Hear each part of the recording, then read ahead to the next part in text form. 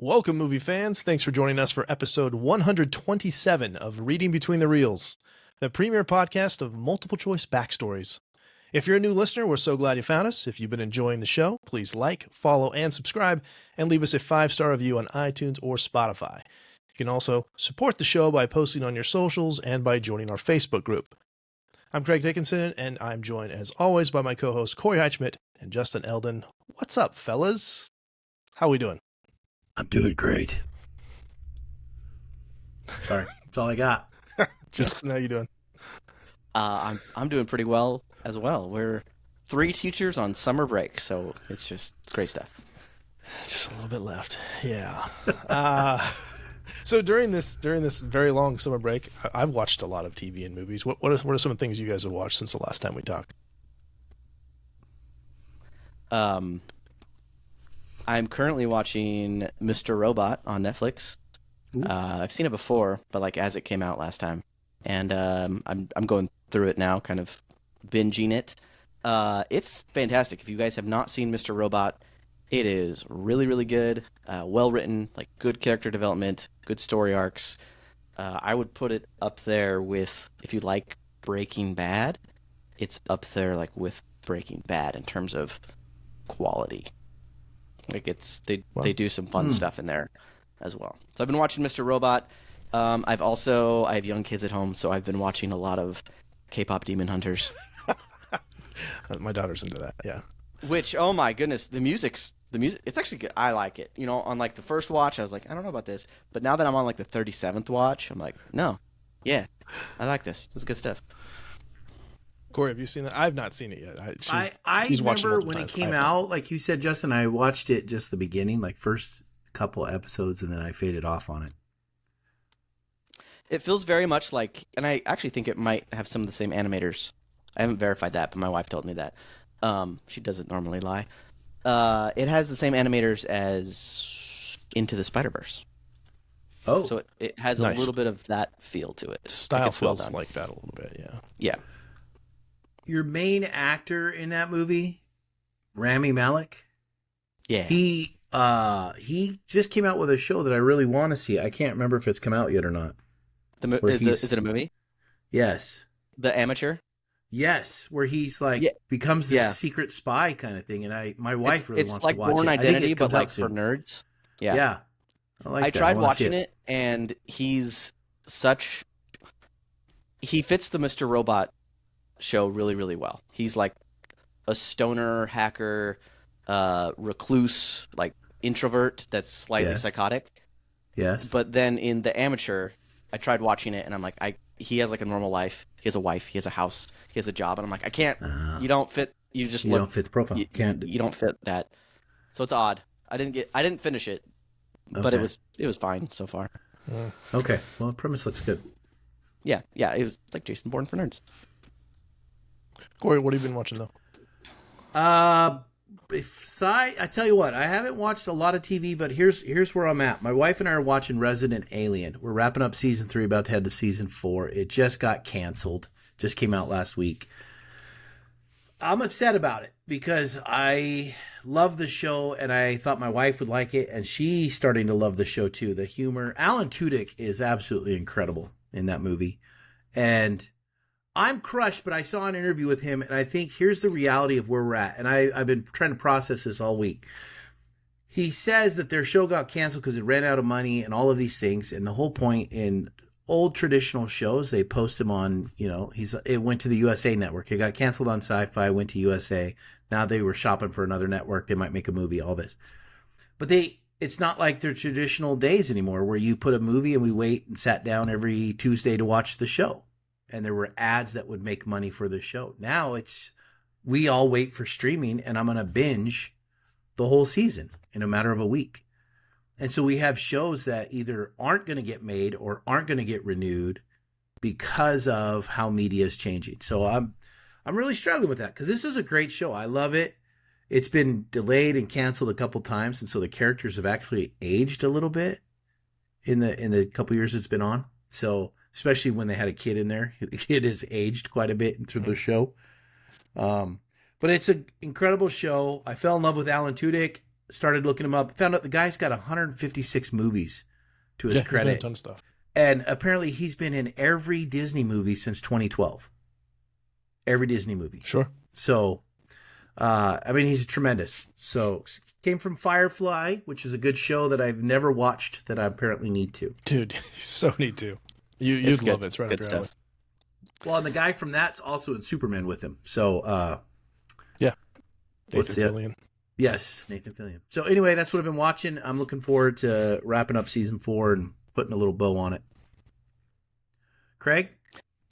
So, just a couple things I want to bring attention to that I've been watching. I rewatched Heat just after I finished watching our movie for tonight because I know that's a huge influence on The Dark Knight. And Justin, I know Corey hasn't seen it. Have you seen Heat with No. Pacino and De Niro? No. Okay. Yeah, I didn't like it. It's from 95. I saw it in the theater as a 19-year-old and didn't dig it. But I think in much the same way that I didn't appreciate Blade Runner the first time I saw it, every time I watch it now, I appreciate it more and more. That's because you were uncultured. Yeah. Like the cast Corey. is ridiculous. Obviously, it's Pacino and De Niro. Pacino plays a cop, and he's chasing De Niro, who's a thief, and Val Kilmer's in it. Great, just tons of actors that you recognize in it. It's crime drama that is a huge influence on The Dark Knight. So if you watch Heat after, you're like, wow, this really it feels very much the same way as The Dark Knight does. Just sprawling crime drama, just some amazing action sequences, heists, and all the things. It's a lot of fun. Great score. It's Michael Mann who is responsible for a lot of things that we already like. We've talked a couple times off mic about Last of the Mohicans. Right. So Michael Mann is he's responsible for Miami Vice. So it's very stylized. It's a lot of that kind of stuff. So check that out, guys. It's really, really good. It's very easy to come by. I think might be on Prime right now. I think it is, but 95, you said? Yeah, 95. It's Al about Pacino. That's when good movies were still being made. I'll watch that. Yeah. It's about 2.5 hours long. It's long, but there wasn't any part that I was like, wow, this is dragging. Maybe a little bit at the beginning, but by it hits like the middle of the film, and you're like, okay, I'm totally sucked in. So I watched that. I watched Immaculate. Have you guys seen that? Immaculate. So Immaculate, it was on Hulu. It's a Sydney Sweeney movie who's been very much in the news, and so I think that's why it kind of populated in my feed. It's kind of a Rosemary's Rings a Baby bell. type of thing. She's a nun and she gets taken in. She goes into like this convent in Italy, and there's a whole conspiracy. No, I'm not thing. buying it. Right off the bat, not buying it. Not a nun. First off, Sydney Sweeney's a nun. Nah. Nah, she's That a is nun. Poorly cast. I haven't seen the movie, it but is it's poorly cast. it is a B movie, but it has some decent First twists off, in Sydney it. Sweeney's in a B movie. You're Yes. telling me this? Yeah. So No way. Corey, it's got some interesting things in there with She was in Madam Catholicism. Web, Corey. Like, Yeah, come on, man. See the what- bar's pretty low. Okay, so you know what? I'm just gonna spoil the crap out of this. All right, so here's the Do it. Spoil I'm it. gonna spoil it. So if fast forward about 15 seconds if you don't want to hear the end. So what happens is that this church in Italy or whatever has one of the spikes that helped crucify Christ, and they pulled DNA from it, and so they've They been clone doing him like Jurassic Park? yes they like Oh, really? they impregnate her with with a baby that's supposed to be like the kidding. second That's coming. horrible. No, I'm serious. It's that. And it's so there's like one of the priests used to be a former geneticist and all that stuff. So Wait, what? I mean, it's called Immaculate. That makes a lot of sense. Yeah, and it's only about 90 minutes. You'll get through it pretty quick. It's kind of fun because it's so stupid. But Oh, this yeah, is recent, 2024? Yes, Oh. it's recent. It's on Hulu. It's very easy Her to find. agent should have talked to her about this. Well, she produced Oh. it. Like this is her baby. Oh, Quite literally. yeah. Still, Her baby. those agents have to step in there and say, No, not all yeah. your ideas are good ideas. So all right. So there was that. That's Now, funny. Okay, on I'm the going to flip watch that. side, yeah, you should watch it. On the flip side, I rewatched. Sorry, Craig. I have it on IMDb right here, and the Yeah. trailer playing, and like it's just running through scenes Yeah. from the movie. Yeah. And there's a scene of her in a bathtub floating, or like some kind of thing. Her belly sticking out because she's pregnant, and two other. Anyway, like the outline is ridiculous. Like No, it's completely ridiculous. Oh my gosh. Yeah, but it's a good way to kill 90 minutes. Jurassic Park to Jesus. I love it. Yeah. It's great. So on the flip side, I think I was kind of in like a horror thriller kick. So I watched that and that didn't satisfy. So I rewatched because I saw Doctor Sleep was on sale. So I rewatched The Shining, the Jack Nicholson 1980 from Stanley Kubrick. Rewatched that in I rebought it in 4K. You can see like the grains of the carpet in the overlook. It's amazing.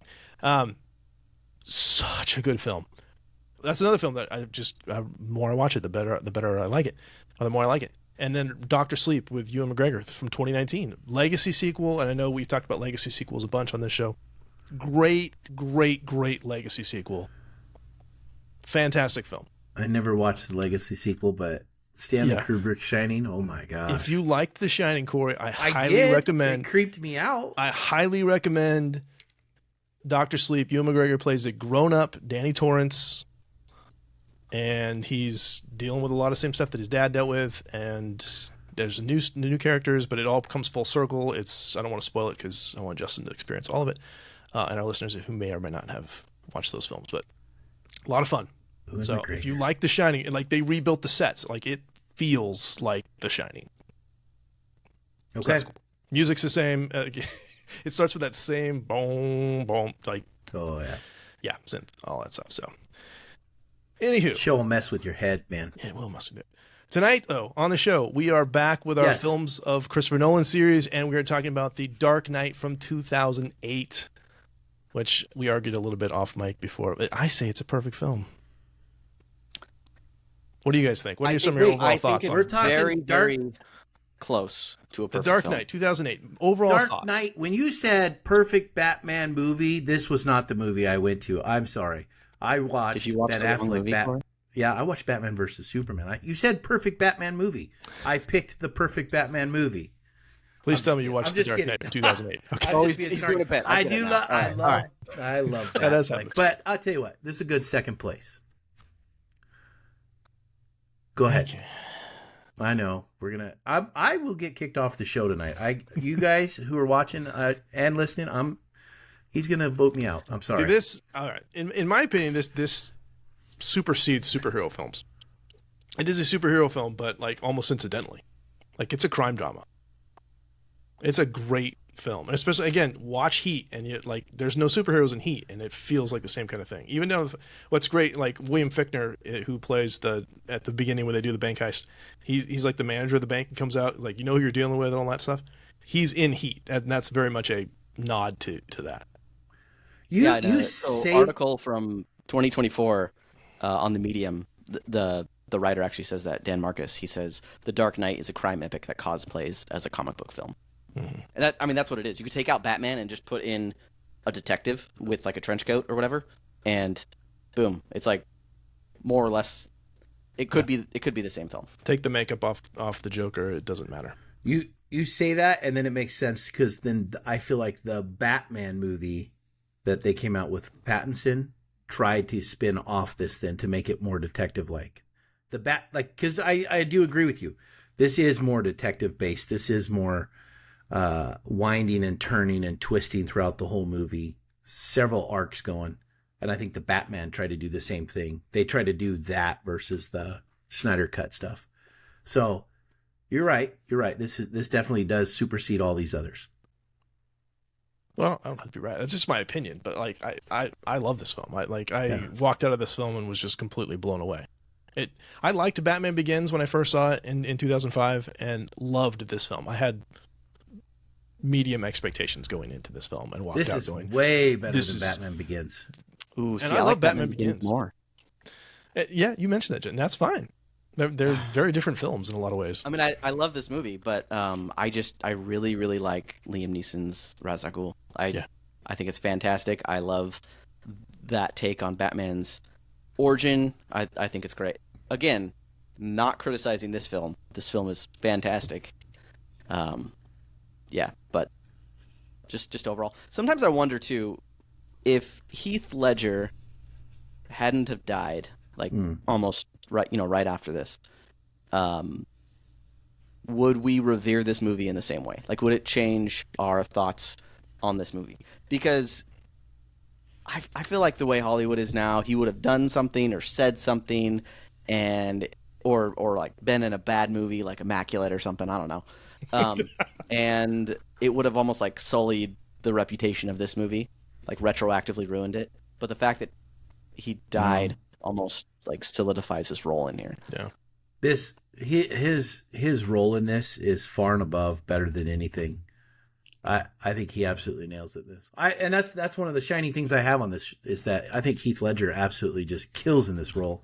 And I think if he hadn't have died, we would have had part of him in The Dark Knight Rises, and I think he probably would have been what a Joker movie would have been. I think he was supposed to be the judge in Dark Knight Rises. Yeah, correct? Like what Scarecrow does. Yeah. Yeah. And I love that the beginning of this movie, we got Scarecrow right there in the beginning, and it's Cillian Murphy again. Like just. Nolan, he brings all his people back all the time. He gets his guys and his favorites, and people just flock to his films, and they'll stay in there. And so I love it when there's continuity like that, and they don't change out. With Cillian Murphy in there, I know we're like off script here. Not that we have a script, off the outline. When it shows Cillian Murphy in there, did anyone else feel like he looked different? I had to check the credits to make sure it wasn't someone, like they didn't recast him as like a lookalike. Because he like looks puffier or something than he does in the first movie. Is that just me? No, I mean I know it was him. Is it Cillian or is it Killian Murphy? Because I always go Killian. I just always go with whatever the last person said, and he said Scarecrow. It's Scarecrow. I would agree though, Corey, what you said about him showing up in that, like it made the world seem bigger. Coming from a place of, Nicholson plays the Joker and then he dies and he's not going to be back. And then Danny DeVito's not going to be back as the Penguin. And like all these one-off villains, we're just used to having one-offs. And Ra's al Ghul. They kill off Ra's al Ghul. Yeah. But so here you get the Scarecrow coming back. So it's like, oh, okay. And then at the very end of this one, when you see the coin land heads up, and I thought, oh, Harvey Dent could come back because that coin landed live instead of die. Yeah. I remember there being some controversy. And so, you kind of look and you think, oh, Christopher Nolan could bring him back. And then when they bring them all back for The Dark Knight Rises, Cillian Murphy's in there again. And so. I know it's kind of a trope at this point, but I am of the firm belief that characters in comic book movies should never die. Sure, like, kill them, quote unquote, but like, in a way that they could always come back. Yeah. Like some plausible deniability for that. Just because, I don't know, I've always felt like it was kind of rude when the writers or director take this character that in a lot of situations is older than they are, has been around longer than they have, and they're going to like kill that character off. That seems slightly, I don't want to, like, disrespectful is maybe not the right word. I don't know what the word is there. The but just audacity. like off-putting. Yeah, like you can't kill that character. That's not your character to kill, and always have the opportunity for them to appear in future films. Should that need to happen? So that's always kind of been my take. So I'm glad they show back up every so often. Yeah, me too. So let's go ahead and let's get into it. Let's talk about the cinematography. Oscar nominated for cinematography. He was nominated for six or eight Academy Awards. We'll dig into that, but definitely not nominated for cinematography. Didn't win. Whatever. But composition, camera work, color. What kind of things did you guys pull out of this film? Did anybody notice the white dots in everybody's eyes the whole movie? Am I the only one that sees this? No, you guys must not have thought that. Oh, sorry. What were they? Why? The light. They put lighting in there. So when Christian Bale's face is lit up, right? Or, well, it's even if it's in the shadow, like he's standing in a room with that much black eyeliner, he's got everything in there. There would be nothing. Like there's a couple dark scenes where it's there, but he has white pupils in his eyes. So there's always, it's almost as if, someone puts a ring light in front of them and you could see the little white dot in their eye, right? Well, throughout this movie, if you watch this, there are white dots in everybody's eyes all over the place, like throughout the whole movie. And so it really stands out, which, because I noticed it stood out to me. And so I started seeing it everywhere. And I felt like they intentionally put a light in front of everybody's face to kind of give it that. Otherwise, Batman, I think, would be more expressionless than he already is, because half his mouth's something. You can only see his face. But pictures online of the film, and it almost looks like most of those shots with the white light. I mean, everyone has them to a degree, but the Joker has a ton of them. They all do. I wonder if they're like intentionally saturating his face because of all the white makeup. White eyes. Yeah, darn it, That's Corey. Now I'm going to notice that like every time I watch this. And it was very after I saw it, the first part, then it was very much, I kept looking at it the whole time, the rest of the movie. I don't know.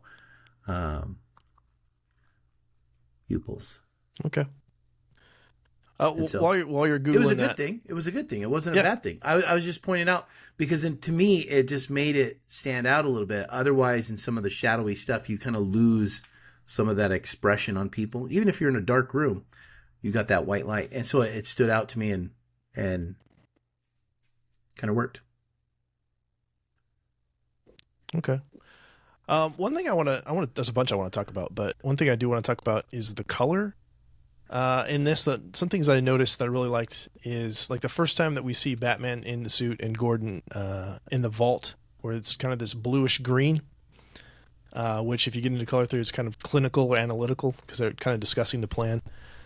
There's a couple of those scenes where most of the time it's this naturalistic lighting. It's very naturalistic for the most part, except for, and this is the contrast I want to make between the blue-green and later on because it cuts from there there's a hard cut from some naturalistic stuff into when they go to the restaurant where Rachel and Harvey and Bruce and Natasha the ballerina are all sitting down. It's very golden in there, almost like there's this very idealized version of that scene, because this is the scene where Bruce realizes that Harvey might be the answer to take up his quest.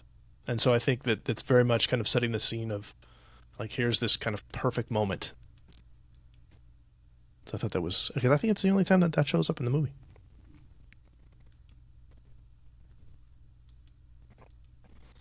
Some other things that I really liked, the wide shot of the semi truck flipping over. Oh, that was a beautiful scene. Just so you can see, like, that's like, this is not, and so little CGI in this movie. Like a lot, Nolan does as much as he can in camera. So there's that. You have this iconic shot of Batman standing in near silhouette in the building wreckage. It's very much like a 9/11 type of image where he's sitting there. Or aura farming, as the kids would say. Yeah. You stand there looking cool just for the aura points. Yeah. Yeah. Do you think he does that? Do you think he goes around the city and he's like, "There's a lot of wind here. This would be a good place to stand." It smells like rain. No, that's Nicolas Cage. What's that? Yeah, Noir, Spider Noir. I got you. Yeah, gotcha. Okay. And okay, so I'm going to talk about this a lot, especially when we get to the end. But the whole montage at the end of the film, like, I want to talk about this like 17 times, because that's what elevates this movie for me. Where Batman's explaining his plan to Gordon, they have this montage where Gordon's eulogizing Dent, and then it keeps coming back into Batman explaining his plan. So Gordon destroying the bat signal, Alfred's burning the letter, Fox is inputting his name to watch that sonar machine getting destroyed. It just keeps back and forth. Do you think, as he talks, was Alfred right to burn that letter? Yes. I mean, Yep. one thing, 100%. this film and the second film disagree, or the third film rather disagree on that point. How so? Oh, because Bruce says to him, "Yeah, you had no right." Yeah. But but hold on, because Bruce says he can never know. Dent can never know. We can never tell Dent the truth. Okay, he's protecting Dent for what he thought was true. Alfred made the same decision. I'm going to protect you from what the truth is as well. I'm going to do. I never realized that parallel. Again. Yeah, nice. That's how I saw it, and I was like, "Burn that letter." That's what's okay. So I'm just going to skip down to that line because I want to talk about that just real fast, because he is, I guess he is kind of, it's hypocritical for him to not be okay with him burning that, because he says sometimes the truth isn't good enough. Sometimes people deserve more. Sometimes people deserve to have their faith rewarded. And he's saying that as far as like we need to cover up the Harvey stuff. But Alfred is doing, like you said, Corey, he's doing a similar thing I'm protecting you. To protect Bruce. I'm letting you Alfred, live though, in the has light. always been the one to be truthful to Bruce, though. Like when everyone else would kind of pamper him and baby him. Well, Alfred and Rachel, but she's dead. So, thank goodness. For Alfred to, I guess, like coddle him in that way. I don't know. I don't know how I I wanted to feel talk about that a little later too. So, Justin, did you have any cinematography stuff that you want to talk about? I have a few more things, but I don't want to take them all. I feel like, kind of comparing the first to the second, Gotham didn't feel as, and probably intentionally, Gotham didn't feel as grimy this time. It was a lot cleaner, which, I mean, the whole start of the film is all about how it's, they're cleaning it up. But the first one almost felt a little Tim Burton-y, like in the way that it was like a 1930s, 1940s, 1920, 30, 40 Gotham. And then the second movie is less so. It feels much more modern. Yes. It's more Chicago-y. It's more Chicago-y, yes. which makes sense as it's Chicago. Yeah, but it's like almost more exclusively Chicago when it shows Gotham. It's less sets. Which me, who I don't know what cities look like, I look at that and I'm like, that's so cool. But I bet you people that like live or have been to Chicago are like, what a ripoff! Like, you've seen The Fugitive, right? You guys seen The Fugitive? Yeah, I have. Great film. So like that bridge that's going over the there's a lot of exact movie I was thinking of. Yeah, because the Chicago is almost like a character in that movie too, and so having seen that as much as I have, and then I go, oh, that's that. Okay, now I know I'm in Chicago because in The Fugitive that's Chicago. So that does pull me out slightly. I thought that exact same scene when he had the Lamborghini going in there and he steps to protect the guy, and he takes the side swipe. I thought the same thing. It was Chicago, like an elevated bridge. Chicago. In terms of cinematography too, the camera movement, obviously very intentional, but with like almost any time he was on the Joker, they're like, forget the tripod. Like we're just gonna hand cam this thing, and it's gonna be super shaky. Yeah. Especially when Joker himself is doing the cinematography. When he does that video of him with the Batman and hockey pads, it's super shaky and almost to the point where like it seems like the Joker's doing it on purpose. And I love this movie for that. Everything that you watch the Joker do, you're like, is he doing? You don't know. Is he like a criminal genius, or is he what he says and he's just a dog chasing a car? Is he just making it up as he goes? Like, what is this guy's deal? Yeah. You're constant like nothing will like. It's almost like Blade Runner, where you're constantly asking like, is Deckard a replicant? Is he? Like, is Joker a genius, or is he just like a quick thinking psychopath? I love that. Yeah. I love that you never know, and everything in the movie speaks to that. Like, is he crazy? The camera movements. Is he crazy, or is he? I don't know. It's great. Yeah, I love that you said that, because Ledger directed and filmed those things.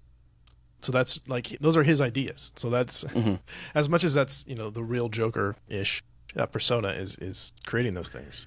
But I also had the thing when he, go ahead. Oh, just that the real Joker. That's funny because I feel like every iteration except for Jared Leto has been I like Leto's Joker. A fantastic Joker, right? And they're all like different like slices of his personality. Yeah. They all portray different slices. And when people say like, oh, this is what the Joker is really like, this is the Joker, I'm like, no, they're all the Joker. It just depends on which series you're reading and who's doing the writing, and like they're all based on different versions of comic accurate Jokers. Except for Jared Leto. And I agree with you. Ledger has charisma here. Jared Leto just comes off too psycho. I like that one. But like, yeah. Do you think we would have liked Jared Leto more if Heath Ledger wouldn't have died?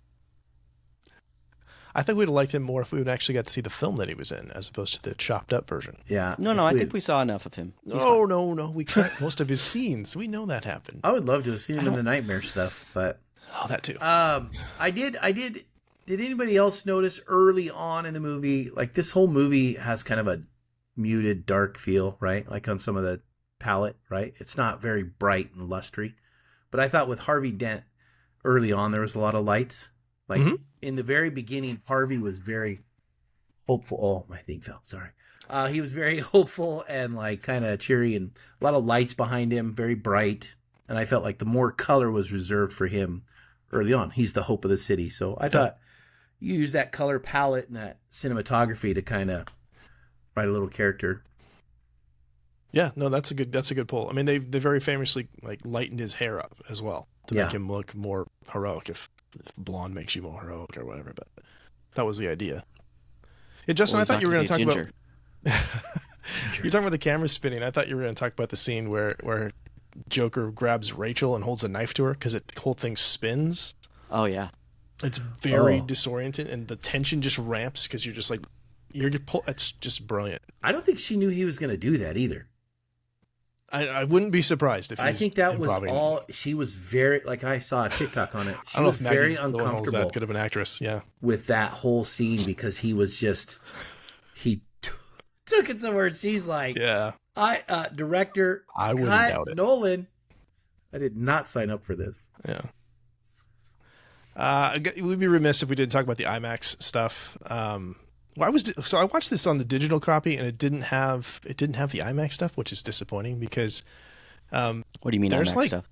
15 to 20% of this film is in IMAX. About 28 minutes is in IMAX. Oh. Say again. Oh, I was just agreeing. Oh. Yeah. So like the whole opening heist is an IMAX, but I was watching like it's in Letterboxd. What's happening here? So much more effective when it's in IMAX. But yeah, this is the first film that really used it, and then that's become kind of a staple. We'll see a lot more of that as we progress through Nolan's filmography. Oh, the opening heist though. Oh my goodness. Yeah. You could have ended the movie right there. It's a short film. That it's so good, so well done. Such a wonderful introduction to the character of the Joker and just like Gotham and how Gotham is run. And I mean, the whole heist doesn't make sense at all. Like, how would you plan everything that perfectly? Why would that guy keep the grenade in his mouth? Just take the grenade out, man. A lot of problems, but super cool if you don't think about it too much. Yeah. Oh, it's so good. It was a great heist, but yeah. And no one was concerned about a bus just like leaving a bank with a bunch of debris on the back, and there was a nice wide open space for it to pull right in. But the next bus in line is like, yeah, we're cool. That's fine. Yeah, let's keep going. Nobody got on the radio. Hey, Central, this guy in front of me just hit someone and kept driving. Yeah, no, don't worry about it. Why didn't Nolan make that the last bus in the line? Like, why make it like second to last? It's cooler. I would have had no problem with it. Nolan. There's some plot holes in this show like that stick out. There's some plot holes. That's a coincidence. It's not a plot hole. Oh, there's a lot of plot holes. Sorry, Nolan. That's not a plot hole. All right, let's talk about sound. Oscar nominated for Best Sound Editing, which it won Oscar for Best Sound Editing. It was also nominated for Best Sound Mixing. So what do we got for effects, the soundtrack? I have some thoughts on the soundtrack. Because you're good at this. I got to go first because I got one thing that really stands out to me. Okay, besides a lot of what I thought were like Inception type sounds for this, like there are a lot of Inception music and stuff and some of the background stuff, is the interrogation scene is absolutely incredible as it escalates the music in the background. Like as him and the Joker are going back and forth, the sound is just increasing, and I thought it was great. It just kind of felt like the tension building that, oh my gosh, there's a plan he had here, and this was all part of it. And anyway, I thought it was really good. Caught me off guard. I paid attention to it before, but I don't think I ever noticed as much as I did this time. The soundtrack to this movie, and I'll explain it in a second, but it is terrible to listen to by itself. Like really, really bad. Because anytime anything has to do with the Joker, you got like these really like high frequency, I don't know if it's guitar, I don't know what it is, but some stringed instrument. Yes. Sounds like someone's like rubbing a razor against it or something. Yes. And it just hurts. It hurts your ears, and it makes you feel like off balance and irritated. Oh yeah. it's probably intentional because you pair it with the scene and you're like, this fits with the scene. And as the movie goes on, like those weird like zzz, zzz noises get more high pitched and more succinct and like intense. So in the movie, it's great. Like it evokes the feeling that it should evoke. Like it manipulates your feelings the way music and sound should manipulate your feelings. But just listening to it, like I always try and listen to the soundtrack of the movie we're doing. Like I'll just listen to it in the car, and I'm just like, this is terrible. This is awful. I hate listening to this. It hurts my ears. Because it's all just like high tingy stuff. Whereas Batman, it's all very like, low, very like almost like controlled and like earthy, almost not earthy. That's not the right word, but very very low and like controlled. Yeah. Whereas the Joker, I swear they're just like, let's give a 5-year-old a razor blade and some strings, and you could just like zzz, zzz, zzz, all over it, and it works, and I hate it. Yes. Love it. Okay. Yeah. Okay, so a couple things. Not nominated for Best Score. Whatever. Won the Best Motion Picture Score at the Grammys that year, though. So go figure that. We have, Zimmer's back. That's actually both. It's Howard and Zimmer back this time. Howard is mainly focusing on, like he kind of did the last time, on the drama stuff. So he's doing more Harvey Dent stuff, like his themes. Zimmer is the one who's responsible for the Batman and the Joker stuff. So Why So Serious is the leitmotif that Justin was talking about with the kind of razor blade, agitated, just incredibly nerve-wracking, ramps it up, just ridiculous. Is that the interrogation music that I was talking about? Well, it plays multiple times. So anytime you hear that high string, like there's 2 notes and it just keeps ramping up. Yes, it's in the interrogation scene. And it kept going, ching, louder, louder, louder, louder, and then it kept building the tension behind. Yeah. Okay, because are we gonna get a copywritten if I play this? Well, let's give it a shot. Let's find it's fair use. Let's give it a shot. Let's find out. Let's find out. You got it queued? You're an agent of chaos, Justin. Let's see here. A dog chasing a car. Okay. While he's working on that, there it is. There it is. Yep. Oh, it's almost like a pair of clippers getting closer and closer to a microphone. Yeah. It's barely music. Let's skip ahead a little bit. Yeah. A little bit. Yeah. It's a little better as it goes on. Yeah. But yeah, just like one unbearable note that just... That whole thing is the interrogation makes you uncomfortable. Yeah. It multiple times. That's hence leitmotif. A couple other standout tracks. The bank robbery prologue, which all of a sudden like turns into like a rock theme as they're running through the hall, is... I was like, what is happening? That's freaking cool. When are they running through the hall? Like the bank robbers running from one part of the building to the other. Oh. Or like they're gonna run down the stairs. That's the part there. So that's what it's called, Bank Robbery Prologue. We also have the main title, Molossus, which is again as a type of bat, as back, used frequently, still awesome. My favorite use of it is, I'm going to talk about this again multiple times, but at the end there's a track called A Watchful Guardian, which just builds slowly and then the drums kick in, and God, I love that part so much. It's so good. Getting chills just thinking about it. So, can we? Any other? Yes, I noticed stuff. Can we talk about how wonderful the Batmobile sounds in this thing? Like, I think it's just amazing. I love that thing. Yeah. Oh yeah. Like, as far as sounds go, I feel like of all the Batman movies, this is the only one that ever got that right. Well, I like the Bat Pod. The sound of it.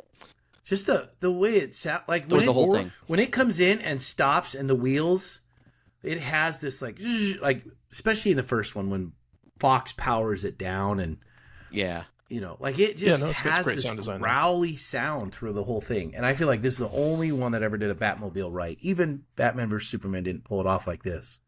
Like I think maybe not the sound. You're right. The sound is amazing. But if I were to like rank Batmobiles, this might be. It's not top 3. I don't know if it's my least favorite. Are we counting Adam West? Can we count that one? Yeah, there's a Batman movie. You cannot count Adam West as yes, you can. You can. It was theatrical. I just don't know when we rank Batmans. Can we count? It was Adam West? I don't know. Theatrically released. It counts. I didn't like the Batmobile in the Batman movie the Oh newest no, one. that's not even a Batmobile. It's a Yeah, I don't know. I don't That's know whether to count That's that. a cop out. That doesn't count. Camaro ripoff. I don't like the suit. All and I don't right, so like if we're the- not counting don't that like the one, car. this is my least favorite Batmobile. This not Tumbler bad. was incredible. Nah, I mean, I do Batman like versus it, but Batman versus Superman. That is the that is a best pretty Batmobile. sweet ride. That It's was pretty good. also best this one- Batmobile scene in any Batman. Yes, Yeah. it runs all the way through everybody and then crashes on Soups. Oh, Yeah. it's It's such a beautiful. great characterization. That Well, scene right there. Oh, Corey, we're gonna have to do BVS again. Like, I and love that movie. do all the Snyder. I films watched on at clips some of point. it for this movie, just for this, but Wrong film, wrong. I know I did. Yeah. Also, Okay. the fact that a motorcycle pops out the front and that was practical effects. Holy crap! That was incredible. I love everything about the Bat Pod. Except when I watched it this time, I'm going to tell you, I knew you could just see it lined up, not quite right to where I was like, okay, here comes the motorcycle. Like you could tell it was just, okay, this is going to flip up and they're coming right out. You know, that was not in the Practical trailer. effects. Well, that was not in the trailer. So when that happened in the film, what the F just happened? Yeah, was that my was thought. incredible. Just It was incredible. rides up the wall and turns around. Come on. The scene where he comes out of the alleyway and the wheels are spinning. I'm just like, what is going on here? Why? Yeah, I have to- I Why? have to go Why back. is it a What happened? feature of your motorcycle? I mean, it's in the And- later trailer, but it wasn't in the early trailer. Let's just talk about how that's going to mess up the aiming on your guns from then on out, but okay. Yeah, I feel like I'd be remiss if I didn't criticize it a little bit. It felt a little too light, like Yeah. as he's traveling and he's going through like that shopping center, like he breaks the glass and somehow Oh, hopes so that cool. nobody is standing there. Yeah. The guns and everything on it is just kind of bouncing a little bit, and I'm like, I'm not buying it. I'm not buying it. It looks too light. Wait, I need some weight. I need some weight there. So that Yeah. was a real thing, though. Like we props though. Like they actually built one of those things, and like only let's see, there was a stuntman Jean-Pierre Guy Jean-Pierre Guy was the only one allowed to drive it after months of Oh. training because that thing was so impractical. Let's call it that. Well, I Dicey feel like with the death tires that machine. wide, that would not Yeah. be ideal for. I So- don't know anything about motorcycles, but I feel like that would not be ideal That would for feel really riding hard. a motorcycle. Let's see. Do I have anything else I want to talk about with that? Like, how would you turn on that thing? I don't know. I just love it. I think it's great. Are you talking about sound? Is that what we're... Yeah, we're still talking about sound. Okay. Can I just talk about Fox's voice? Okay. It's Morgan Freeman. Yeah. It's more no, but okay. Morgan Freeman, love him, love the man. But his voice when Batman is in the building and doing the sonar at the end is terrible. Terrible. Is it? What? Yes, because here's why. His voice, like when they go to live scenes of Morgan Freeman in that room, he has a very different tone. But then when he's on the radio talking to Batman, you've got 6 people above you. You could see them. You know what I mean? And it's like a cutaway scene from a video game. Around this same time, I remember playing a Spider-Man video game, and it sounds exactly like that video game. It's terrible. And so when I watched it this time, Morgan Freeman, who is the golden voice of God himself in movies, like he just is, that voice is terrible. That voice. I think on I'd the- agree on that the I don't microphone like is that terrible. scene. I don't like that scene because it does feel like it's a video game. It doesn't feel very like organic, I guess. But It's I don't know not. if that It's was like they his called him voice's in and fault. said, "Morgan, just record these It lines." might have been a pickup. Yeah. And he did, and there's no, like, you would have a hurriedness or like something in the scene, like, dude, there's 6 guys above you. There's a group of people up there. Like, you would think about that. You Yeah. wouldn't. There's just no awareness. Read this line. There's 6 people above you. I have an issue with Fox as a character in this, in like through all 3 movies, because Batman is supposed to be a genius billionaire philanthropist, but also like an incredibly intelligent detective and like tactician, and they take all that away from him and they give it to Fox. Yes. They just like outsource that part of his personality. Like Fox does all the building of his gadgets, and it's just I don't like that they I wrote Batman in struggled that with way. that up until this rewatch, Justin, because I'm going to tell you why. I've always struggled with that. I'm like, Batman's supposed to be this everything, just pretty much a mastermind, foresight, planning, right? And I realized in this one they set it up because in the next one he does that thing with the helicopter and does the code rewrite, and I was like, at no point do we ever see him being a computer genius. But this one they set it up. because Fox makes a comment about what he's doing with telecommunications. He says, I'm playing it close to the vest. And then he sets up the bat sonar signal thing, which is tremendous. That's true. He did do that all that. And so it's kind of, it was setting up to say, look what Bruce Wayne can do. Yeah. Without Can I get a montage or something, though, of him doing that? Yeah, like we should have had a scene of him putting something. You don't like, have to put some wires. I want a 2.5 hour montage, movie. Greg.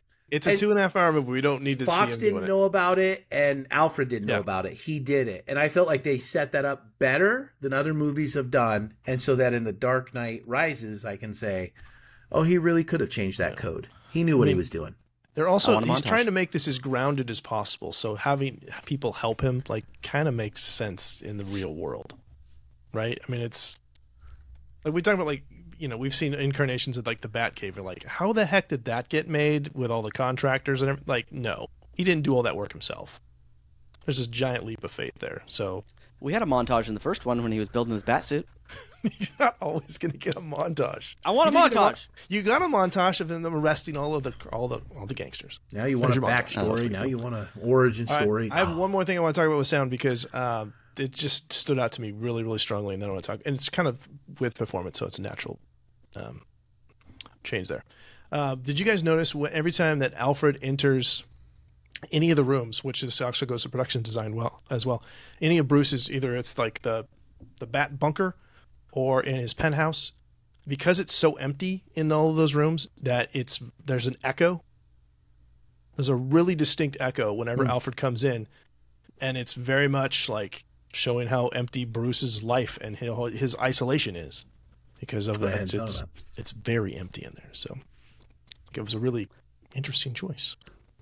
I'm jumping ahead to like locations and sets, but in the same way that I'm sad about the Tom Holland MCU Spider-Man hardly ever being in New York, I am sad with how little Batman gets to interact with his mansion and Batcave.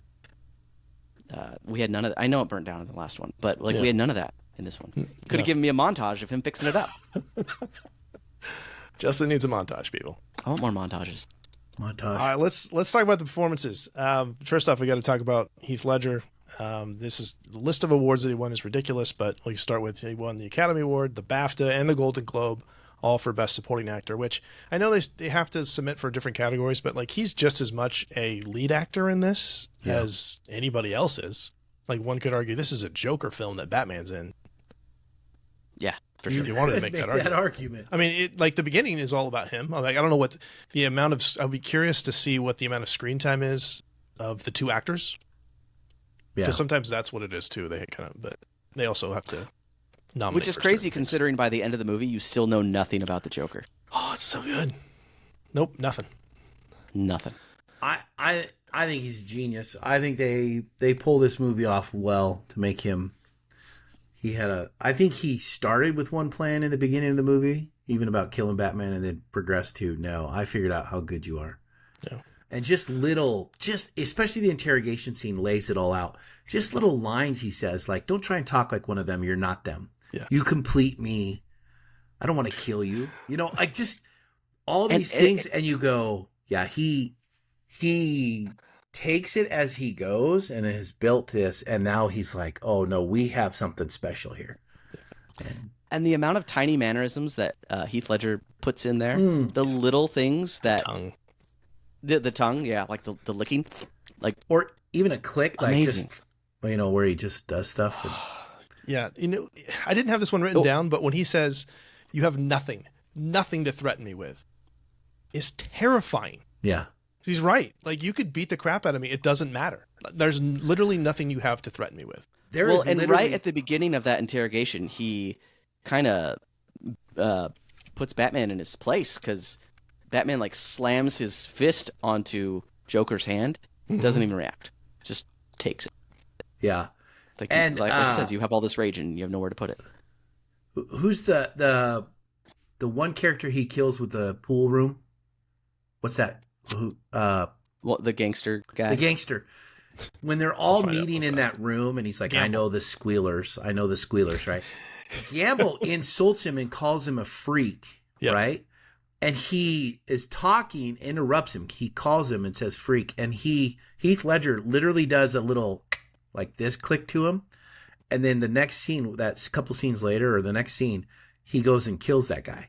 And they have pool cue tryouts. Right. And so I felt like that was an intentional, like, you're marked. You're marked for, oh, sure. I'm coming to you. And that just a little click that he would pay attention to go, I'm not a freak. And then kind of keep going on his little monologue. But in the end, that guy gets taken out because that was for him to say, yeah, you're dead. You don't disrespect. The way he responds to that too verbally, like when he says "I'm not," he punctuates that T, and it almost sounds like that is the one thing in the movie where he gets a little bit offended. He's got, like, he struck a chord with him right there. Yeah, and I think him calling him a freak offended him too. Yeah, I'm not. So no. we've already we've quoted quite a bit, but actual lines that you had prepared, a couple lines. Corey, you want to throw out a line, throw us out a line? Did you have one or two? Come back to me. Hold on. I got to scroll to my spot on where I had it. Fine. Justin, you want to go? I mean, okay. There's so many. I feel like there's so many, and I'm going to try not to do all the Joker ones, but the Joker ones are the best ones, right?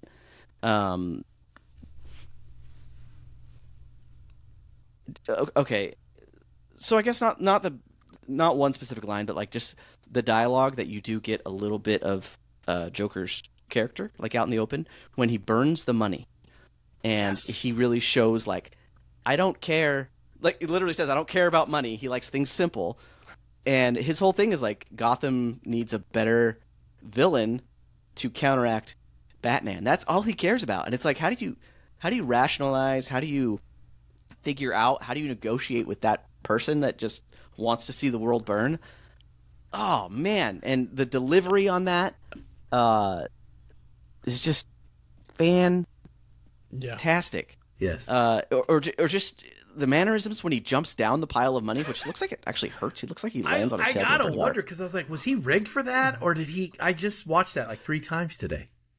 Yeah, it looks rough, but it's just so telling. I feel like that's the time where you really understand the most about the Joker, and one of the only times where I feel like he's actually telling the truth. Like, rarely is that guy telling the truth. Yeah. Yeah, I mean, that conversation with Harvey, I think he probably is as well. And didn't that scene with the money set him up? Like, you look and see how bad he really was, because there was a guy on top of that money. Yeah, you forget that Chow's up at the top. Yeah, and they cut him out. You don't see him burning. But that whole pile of money is burning up, and I'm sitting there going, yeah, Chow's on top of that. He's still there. But the fact that he goes to those lengths to get him and then like put him on top there, and then doesn't even like really reference it, just kind of like, you're dead. He's a squealer. I know the squealers. Lau is the name. I can't remember. Yeah, it's Lau. What does he say? Like that?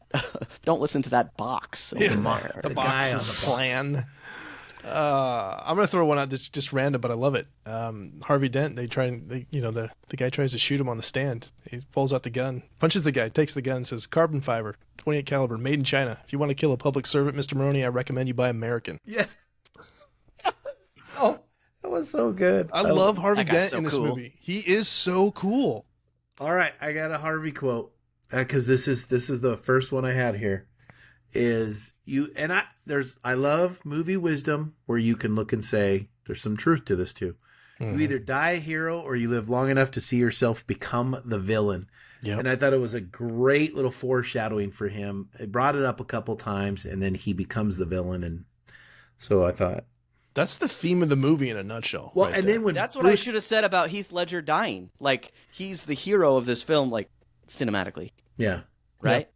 If he would have kept living, would we have found fault with him and therefore this movie? He died the hero of it. Yeah. His last great performance, yeah. Well, and Harvey also gets a foreshadowing. I like that they foreshadow that because with that comment. And then when Bruce Wayne at the fundraiser says the face of Gotham, and he's going to be Two-Face. So I thought it was good. It's good. Justin, did you have another one you wanted to? I mean, so many, but they're all Joker lines, right? Okay, so the interrogation scene when he's in there with the detective, Batman leaves to go save Rachel. And the Joker is in a locked room, right? Why put the detective in there with him? Don't know. Why? Anyway, so I want my phone call. I want my phone call.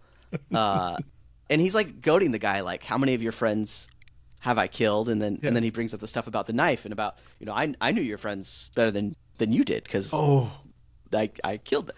Do you want to know which ones were cowards? Like, oh my goodness, the like 4D chess that this guy is playing. Yes. And yeah, see, he's got to be a planner. He just doesn't play it by ear because that guy had a cell phone like surgically implanted in his He planned to get caught. Like that was absolutely a plan. So when he says I don't make plans, that's not true. That was a plan. If they didn't put that detective in that room with him, what would he have done? He's out of option. Maybe he had another option we don't know about. Yeah, he's like Sheev. He's playing 4D chess. Who? Oh, Sheev. Yes, Palpatine. Yes. I mean, you alluded to some men just want to watch the world burn. I mean, that's a great line. So I would be remiss. I've said it multiple times. The last lines of this film, like I love this film so much because of the end. Like because the fact that, and I was going to say this later, but I'll say it now. The fact that Nolan didn't have really, I mean, they had kind of a rough idea of the third one, but it wasn't committed to doing a third one, but ends this movie essentially on a cliffhanger. It's like that could have been the end. It's like, yeah, we're done. Where Batman takes the fall. I was like, did not see that coming at all. Yeah, takes the fall. He fell. Literally. So he has the thing where he says, sometimes people deserve to have faith rewarded, and then you have that conversation between Jim Gordon and his son, and James Gordon Jr. says, "Why is he running, Dad?" He says, "Because we have to chase him." And he said, "He didn't do anything wrong. He said, because he's the hero Gotham deserves, but not the one it needs right now. So we'll hunt him because he can take it. Because he's not a hero. He's a silent guardian, a watchful protector, a dark knight." Craig, you just gave me chills. I'm seriously getting chills because it's so well written, and the music and all the image. It's the title card comes up, and you're like, "Damn!" I hate that line. Amazing. That line has gotten like parodied to death and made fun of so much that I have a hard time taking it seriously. But it is pretty cool. Oh, it's so good. Just watch the last 5 minutes of the film. Ed, you sounded like Dirty Harry just then. I'm not gonna say. Oh, it's so good. It is so good. Sure, it's all right. The montage, the music. I'd equate that to the Martha line, but okay, whatever. Whoa. Yep. Whoa, Corey. I mean, I love the Martha line. It's not organic. That is the worst. What are you talking about? All of a sudden, he's talking to his son who just had a near-death experience. It's 100% organic. He's about to get shot by Harvey Dent, and then Batman saves him. He falls 100 yards down to the ground. Anyway, all of this, and all of a sudden his son's fine, not even tearful, didn't even have streaks of dirt in his eye. It's a movie, dude. And then, you're telling me that if your son just went through that, he couldn't have some wise words of wisdom? It's so good. ChatGPT wrote that line. Because you got to tell me it was too far. Like when he said, "So we could chase him, son. He's the protector of the night. Yes, the night guardian." The just comes up with three little idioms or metaphors. What are they? Metaphors? You guys are ELA teachers. Is that metaphor? Those are metaphors. You know what? Metaphors off the top of. I'm going to switch sides here. I'm on Corey's side because think about it. No. Listen. He says. He's the hero Gotham deserves, but not the one it needs right now. Like, he's saying that Batman is essentially a placeholder for whatever we need him to be, right? Yeah. But then he refers to him. Batman already said that. I'm whatever Gotham needs. The next three things, Justin. The next three things that he's a silent guardian, a watchful protector, a dark knight. None of those things are what he just said Batman was. None of them. Those are like different categories. They're titles. It's probably of a comic book. It's crap. Yep. You good? Mm-hmm. There you go. Yeah. I'm sorry. It's Martha. I'm on Corey's side. Martha. Corey, are you trashing the Martha scene? Because the Martha scene is amazing. I'm not trashing the Martha scene. But you did. You just equated it to the Martha scene.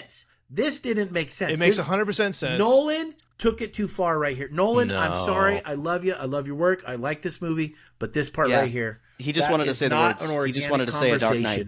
You guys are both wrong. He just had to find a way to slip the Dark Knight Earlier in that scene, Harvey is referred to as the White Knight. Multiple times in the film, he's the White Knight. Mm-hmm. This is a whole thing where Batman is trying to be done being Batman and to have Harvey replace him as the White Knight, the true hero of Gotham. You're not gonna. He was reading his son a bedtime protector, story. Silent Guardian. That doesn't work with. It's amazing. You both suck. I'll take Dark Knight. It is a great description, but not in the right scene. It's in the wrong spot. And What are you it's not, talking? it's not organic. The end of the movie. It's so Yeah. organic. It's not he organic. runs off. He's go. Oh my gosh. And we got got a a nice nice running flash forward montage scene at to that Harvey's point. funeral at some point during it, and then come back to the scene. No, that was before that, Corey. That was in the sometimes people deserve to have their faith rewarded scene. It was in that part when Batman was doing the narrating. Come on now, watch the movie again. It's beautiful. I don't know. It's Martha poetic. to me. It's just not. You keep trashing the Martha thing. I'm not trashing the Martha scene. I'm saying what people see as a Martha scene, I see as this. And somewhere along the line, we might have to go out and have some wings, Craig, and you can convince me that this is as powerful as the Martha scene. For all the listeners out there, how much I we want love you all that to scene. know that the Martha scene is a hot button topic amongst us. Craig will defend that guarantee scene. this is a hot until the button death. I scene for guarantee me. you that the vast majority of the internet would Hates it? absolutely take this scene over I the want Martha a scene. poll. Craig, That they- we need a poll. I'm putting a poll Oh on no, the I'd Facebook. agree. This is much better No, than the this- Martha scene, but the this is vast majority of the internet thinks the Martha scene is trash because Those they people- are right. No, those people are wrong. Those people are wrong. No. And maybe I'm wrong. I This can't- scene- I just will felt not- like it's a fake. No, it's a movie. Corey. Janice was sitting on the couch next to me when this scene came on, right here, like just a little bit before we started the show. We were watching it, wrapping it up, and she was on her phone, and she literally looked up and goes like this, like snorted. She snorted watching this scene that because cinches it for me then. I love because- how we use our wives to validate our arguments often. Like we use our wife as like the regular layman who doesn't like analyze movies. she might have just been snorting at something on the TikTokies or It could something. have been that too. All right, But I'm We going to gotta- take it as that was I think the if scene. he just said he's the hero Gotham deserves, but not the one it needs right now, and then followed up like I like that line. That's a good line. But then he's not our hero. He's a silent guardian, a watchful protector. That's the part where I'm like, Oh my gosh, He goes too far. It goes too far at that. Because How? then all of a sudden, the It's a next movie. the next three titles he gives him are like when you ask ChatGPT to write something and No. it gives you Yeah. this final paragraph or the final Wow. sentence of a paragraph, and it goes so far, and you're like, oh, that's not even a natural sounding sentence to finish on. It's just like an ivory tower, wonderful description, and you're like, I got to delete that last sentence because that's where it should have ended organically. That's how I felt with this. Nah, it's a tone Hang on, poem. It's beautiful. It's artistic. I love it all. Montage, can I say something else music, about that scene? monologue. Beautiful. So as he's falling, you're telling me Bruce Wayne, this guy that has gadgets coming out of his butt, doesn't have a way to stop himself from falling in that moment? See, I think it's metaphor. I don't care if it's a metaphor. It doesn't make any sense. He's got No, like the cape that he can It's glide a down. movie. It's a metaphor. Well, he also jumps off the building and saves Rachel, and then they crash into a car, and he doesn't die. Well, okay. Well, that makes And sense. also they because left the everyone Joker knows up at the that top of cars that are very party. springy. That you want to talk about plot? If the movie has a plot hole, there's the plot hole where he leaves the Joker up at the party, and then we The just plot cut hole off. is Oh, who the that's heck a would go plot jump hole after right Rachel? there. She would fall, and I'd be like, "Good riddance. Get out of here, Rachel." Let her go. Poor choice of word. Finally, a good reason to be done. All with right, her. all right. Let's move on. Ugh, I'd rather have Beth in that role. Flip. I wouldn't mind Beth in that role. You Better and than Jill. Kelly Oh Riley. man, one Oh, side my of the God. family got all the freaking talent. Oh, So new Batsuit, right? Don't like it. You don't like it? it. How do you like the old one better than this one? I don't like big, the old one, bulky either. one. I don't like any of these bat suits. Okay, I like It the is new my- one a lot I better. love It's the the least reference favorite where he bat suit. says you can't turn your neck. That's fine. Like I love that he says you want to be able to turn your neck. I Well, here's felt the like thing. that was a nod to Michael Keaton, who For couldn't. sure. Was it Michael Well, Keaton? all the Batman couldn't. Like do he couldn't turn his neck. it. Batman's. I feel like it was Michael Keaton most because I feel like there's a lot of scenes in those Tim Burton, Michael Keaton Batmans where he has to like turn really quickly and he has to shift like his entire body and it Yeah. just looks so unnatural. Yeah. So here's the thing, though, because you have the new suit, the suit's much more versatile. You actually get to see more of the fighting, the Casey fighting in this one because the suit can actually move. I mean, the argument can be made. We talked about this last time too, that we don't get to see a lot of the fighting, and that's kind of one of the weak parts of Yes. Batman Begins. But it's also kind of deliberate too, because Nolan's trying to show what the criminals see. It kind of lends itself to Batman's more mysterious, and we don't really get to see. You see a little bit of his fighting in style, I think, and more pan back in the club scene. Yeah. with Eric Roberts, where he's going to Eric. Like, Yeah, that's a great scene. That scene was reminiscent of. I would compare that to probably one of his best. I'm taking on 5 criminals as I'm walking. Yeah. You know what I mean? I'm walking across this catwalk or whatever he's doing. Yeah. And I felt like, okay, Christian Bale really was doing some fighting choreography on that part in the suit. And I felt like that was a good scene. Just to represent Batman as a tough guy. Different type of scene to see Batman in that environment, too, I thought. It's always weird to see Batman in some place that's not like a dark alley. Like you see him in a club, you're like, that doesn't fit. Or like in the third movie when you see him in broad daylight, you're like, wait a second. You can't be out during the day. I think they tried to yank that into the Batman with Pattinson too. That exact scene. It's very flashing lights, to some of the dance stuff club, fighting. there. Yeah. Comes back. Hey, so speaking of homages with, the neck thing and then the Batman possibly paying tribute to this movie. There's 2 scenes in this movie that I wondered, are they doing this intentionally to kind of give credit to Nicholson's Joker? So the scene at the end when Batman finally captures the Joker and he's hanging upside down and he does a little like quote. Yeah. We have a very similar end to Jack Nicholson's Joker. Do you think that was intentional or just happenstance?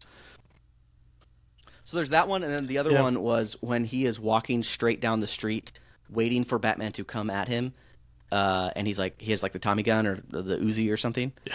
Again, that's very similar to Michael Keaton's Batman when he's in the Batplane, Batjet, Bat. Yeah, what's that called? The Batwing. Batwing. Yeah, when he's in Batman coming down during the parade. Was that intentional? It seemed very, very similar. No, there's some rhyming there. I don't know if it's intentional or not. It could be. I do have to point out, Justin, because that scene stands out to me, that Jack Nicholson hanging upside down scene. I thought exact same thing popped in my head, that it was a little nod to Michael Keaton, to Jack Nicholson's. But did you also notice when he was hanging upside down and they were having their little banter that Nolan swings the camera around to where he's upside right in an upside down world now? Mm-hmm. And I kind of felt like that was an intentional.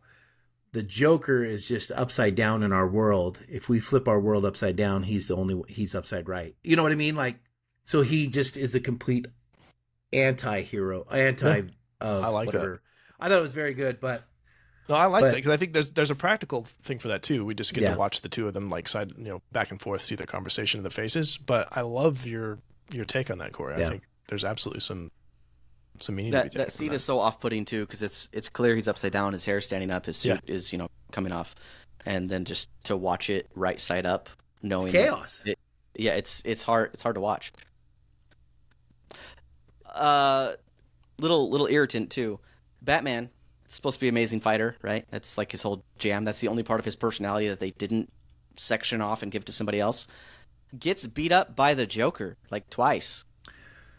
Yeah, I don't think they really hammer on him as kind of a student of Ra's al Ghul and ninja style in this one as they did in the first one. Batman Begins, it was all fighting, ninja, close up, like just hand to hand. He could. But some of that, he could malfunction in the suit too, though, right? What's that? The suit malfunction, like the vision in his, because he had like the sonar thing, and then it was. So there was kind of. But the other time he gets kind of owned by the Joker was when he's in the party. Where right before he saves Rachel, like he's kind of fighting off a couple guys, and the Joker comes up and starts taking him on a little bit. Mm-hmm. Whereas in the Keaton Batman, when Keaton goes against the Joker, I love it. When he finally like face to face with the Joker, he just beats the crap out of him. Yeah. Joker even has to like put on glasses and be like, "You wouldn't hit a man with glasses," and then Batman's like, "Yes, I would." I guess I wanted some of that to show that like Joker is not a physical threat; he's more of like a psychological threat. Yeah, he's not a physical threat. But, we got to move a little bit because we're running a little bit long. But I do want just last thing I want to mention: Oscar nominated for best makeup, but didn't win. Other than it's Joker. Interesting makeup. The Glasgow smile is a real interesting take on. That's the cut the. Why is it called the Glasgow smile? Look it up. It originated in Glasgow. It's not a good thing. While you're doing that, I'm going to talk about. We'll start moving down to setting and design. Also Oscar nominated for best art direction.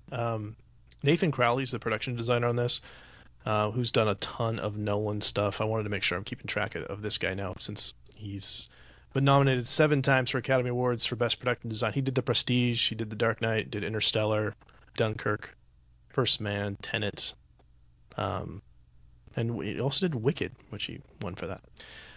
So locations, we talked about Chicago already quite a bit. So we recognize the streets as they're actually driving down there, and they're calling them out, which is kind of fun. Like Randolph Street. Let's see. One thing I thought was kind of interesting. The final confrontation is it's supposed to be Gotham Pruitt Building. That's an in construction Trump International Hotel and Tower. Just thought that was kind of an interesting photo. Oh. And the Glasgow Smile originated in Scotland. Yeah, with English street gangs in the 20s Brutal. and 30s. Brutal. It was a form of like torture. Like you mess with the mob, and we give you the old Glasgow Smile. Yeah, according to Wikipedia. Oh. Thank you. Well, Wikipedia could be true. Sure, just gotta follow the links. The hospital that blows up is the Gotham General. Love that scene so much. It was a former, is it Brock's, the candy? Brock's, Brach, candy factory was scheduled for demolition, and so practical. they blew it up. And was the detonator's thing supposed to go like that, or was he really like? Yeah, it was supposed to malfunction. Okay. I've seen like people claim that was accidental, and he just went with it, and those things are so precise and so planned. I cannot see that happening. Yeah, no. So they wouldn't have given the actual. They don't mess up with dynamite. The actor the actual detonator. No, you'd never give it to an ordinary citizen. That's rule number 1 in Dynamite. Jeez, guys. That was a poll from Dark Knight Rises, and nobody. Okay. Oh yeah. I didn't need to do the growl. You never know. Okay. I understood that reference. Oh, now I recognize the. There you go. Okay. There was a few sets on this one. The Bat Bunker is a set, which apparently is used in like dozens of music videos. I see it. After this movie, I've seen it in other things. Well, I can't remember where, but I've like, yep. It's in a what's Drake? Like Drake has a music video in there. Apparently, you can like rent it out, super expensive, but people rent it out for things. So, and then I always forget that Hong Kong is actually in this film because he goes to Hong Kong, which is amazing. Crazy. And that scene was hokey for me. Corey, dude, what is with you tonight? No, what scene? I told you. Which part of that me off the show? This is where it happens. I felt like that was like Mission Impossible Ghost Protocol, right? Is what this was. That scene where Tom Cruise is on the building. I know. Yeah, it's also cool. Yes. Corey, do you just Craig, not what like are we cool paying, things Corey? anymore? Can we cut his pay? Corey, we're cutting your pay in half. What's half of zero? Batman goes to a foreign country and uses a C-130 plane to snatch a balloon out of the air. That's a real thing. I believe it's a real thing and awesome, but let me just say, first time I saw that, I was like, oh, that's like they did on Alias, because I love Alias, and they did do that on Alias a few years before. The premise behind it is great. Like it's a real thing. Gonna go extradite. You're telling me that wouldn't have created an international incident? Your superhero came to our country. He's part of the government. Like they don't know who Batman is. We would have had the Sokovia Accords out of this kind of thing. That thing would have made it political problems. No, there's. Come on, Justin, go for it, dude. Okay, here's how I see this. One, they didn't know Batman did that. I don't think he ever identified. He doesn't walk in there and go, "I'm Batman." Yeah, maybe he does. The security guy saw him. But here's the who's thing. Gonna believe him? Batman is intertwined with Gotham, like the same way Spider-Man is intertwined with New York. To me, this whole movie is about how far is Batman / Bruce Wayne willing to go? How far is he able to push his morals in order to fix the problem? Is he going to break his one rule to kill the Joker? And he decides, no, I'm not going to break my one rule. And for him to leave Gotham, to me, that was him like pushing the boundaries of what he is willing to do to solve this problem. Because he is, I mean, comic-wise, that's not true, but this movie has all been about Gotham. He's not out to save the world. He's out to save Gotham. And now he's like, I'm going to leave. I'm going to go outside of the bounds of the law to do this. And in the meantime, I'm also going to take the entire cast for the Russian ballet so that the girl I love cannot go watch it with her boyfriend. Like, okay. Which seems really dumb. Like, you think one of those ballerinas would have been like, oh, yeah, he jumped off the boat and flew away in the middle of the trip. Yes. You're telling me none of those girls are going to speak up? Please. Yeah. They're just working on their tans. So I guess, okay, you're right. And I will say, Justin, you were right. Batman does push the boundary on a lot, especially with the phone sonar sensor thing. So I want to talk about that. That is an absolute privacy. That is, even Lucius Fox was like, this is wrong. So yeah. the line. So in this, I had that interset decoration, that R&D lab, just full of all those monitors, and the line that Lucius says, he says, "Beautiful, unethical, dangerous."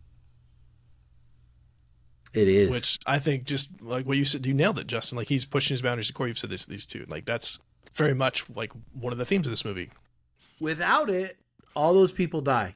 Yeah. Every single one of them die. He does not save the clowns with guns who are actually the hostages. He does not save them. They're taken out by snipers. Justification for the Bush era Patriot Act. That's what I'm saying. Are we? Oh, this is the anti-hero method of, is it okay to have a morally gray thing for the greater good?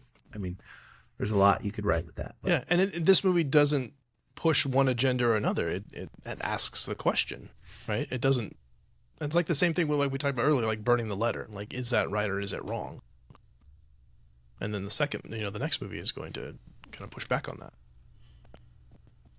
Yeah. Such a good. I mean, people have brought this up before, but who's to say Batman's not the villain? He's going around, like, think of the insurance premiums that he, like, creates in that city by beating the crap out of all those guys. Mm-hmm. Yeah.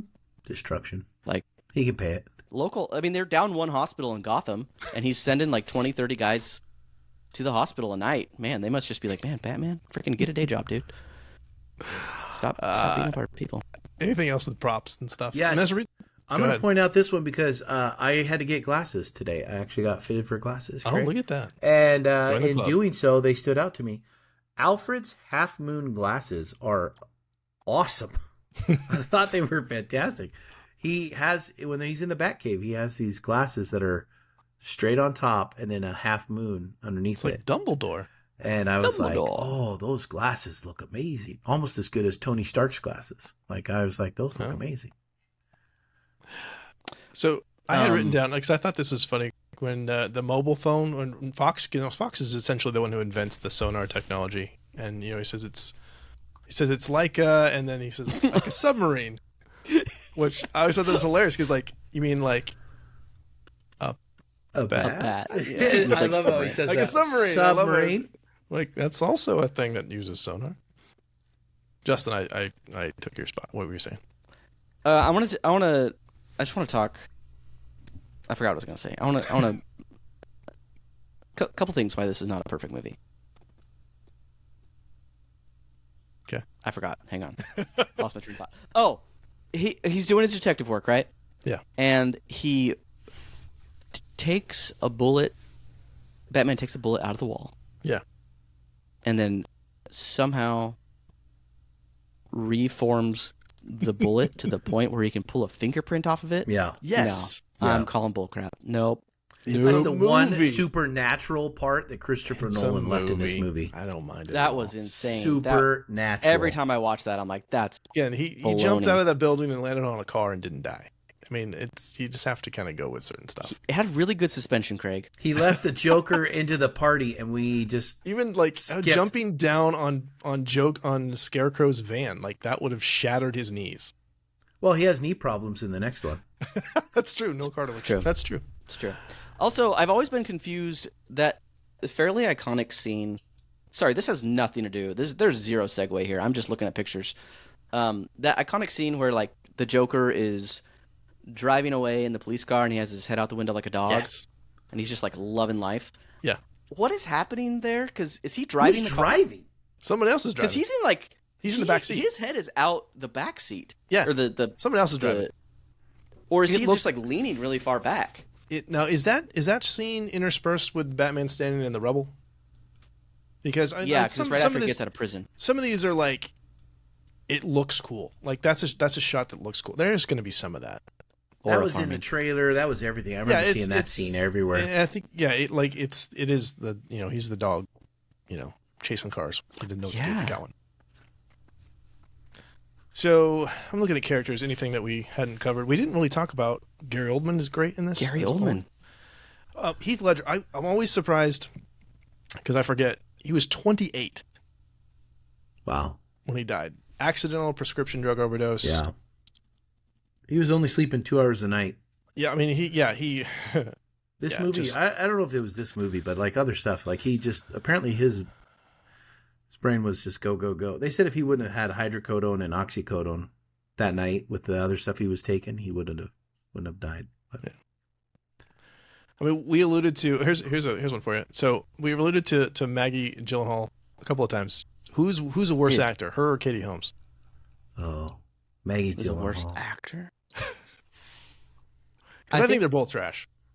I think Katie Holmes is probably worse, but this is gonna sound really mean. I really hate looking at Gyllenhaal's face. She's not an attractive woman. Every time she shows, and like this is coming from like She is plain. I'm not gonna lie to you, Justin. No, it's I not agree. even plain. It's like she shows up and like, ugh, oh my goodness.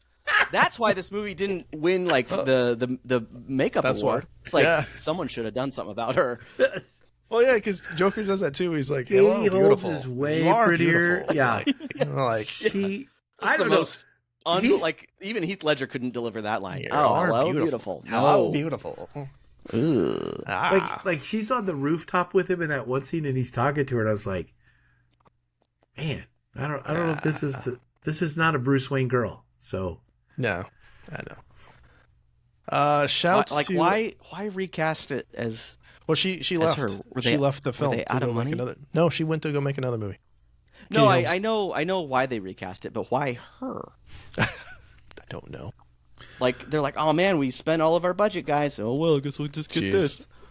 Shouts to Nicky Katt, who plays he was in Insomnia. Rest in peace, Nicky Katt. He plays the smart ass guy in the SWAT van. You're like, I didn't sign up for this. That guy. He's been in a ton of different stuff. And Nestor Carbonell as Mayor Anthony Garcia. Oh, Sean 2.0. Yes. And he wore dark eyeliner in this movie too. I was like, is he Declan? He's Declan from Psych.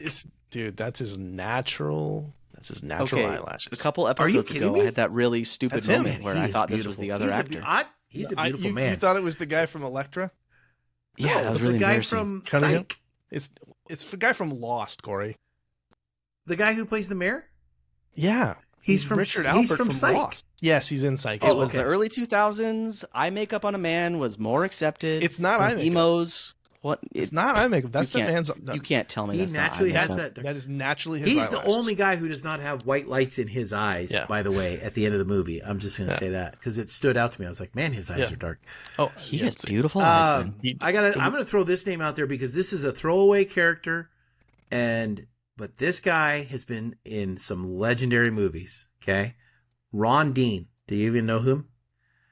He's the first guy that Harvey kills when he becomes bad. Oh, okay. He's like a mobster in every movie. He's the detective. No, Ron Dean. Because he's in The Fugitive too. He is in The Fugitive with Tommy Lee Jones. He's in The Package with Gene Hackman. He's on an episode of T.J. Hooker with William Shatner.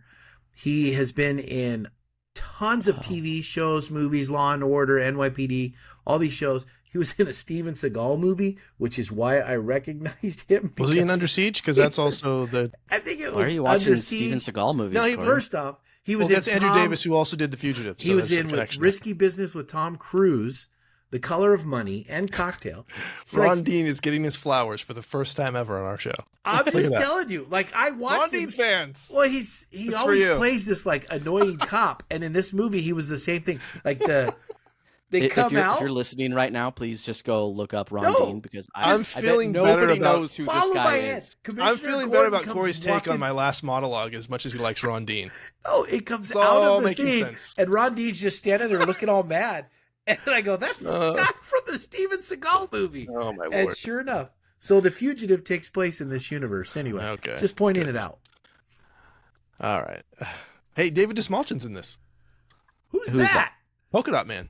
Oh, I love Polka Dot Man. He's a schizophrenic in this movie. Schizophrenic guy. He's Thomas good. Shit. He's also in Blade Runner 2049. Yes, That's he a terrible is. movie. And Dune. Probably that just killed his Corey, career. I just feel like you're trying to get people mad today. Yeah.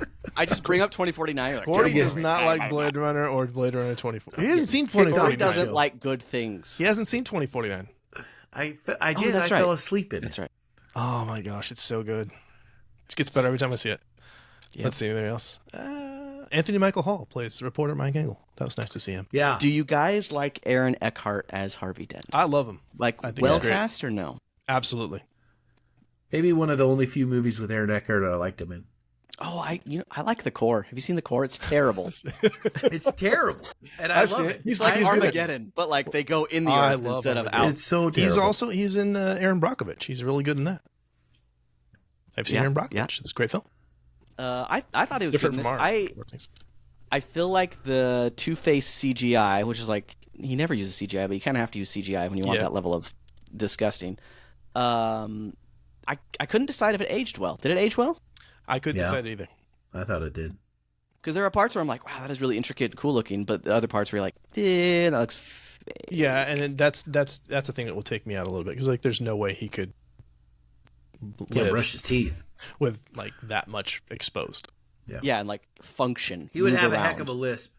I mean, Yeah, I'm just, yeah, pronounce word. I do you like just the try to little pronounce details. the words.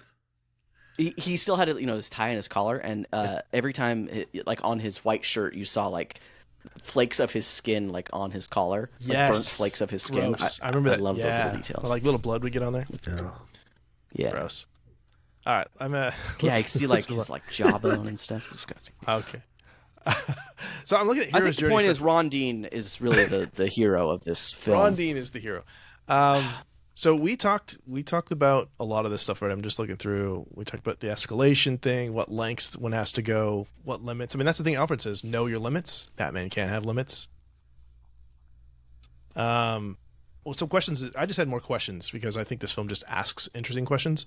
Like, was Batman heroic by preserving his identity and letting people die? Well, I mean, Alfred makes a point of like he's doing the thing. He's not being a hero. That's that's the sacrifice that he's making, which is a really interesting take, I think. Alfred, I got to tell you this. Alfred, I feel like this movie gets a lot of things right with Alfred and Bruce Wayne. Probably the best Alfred.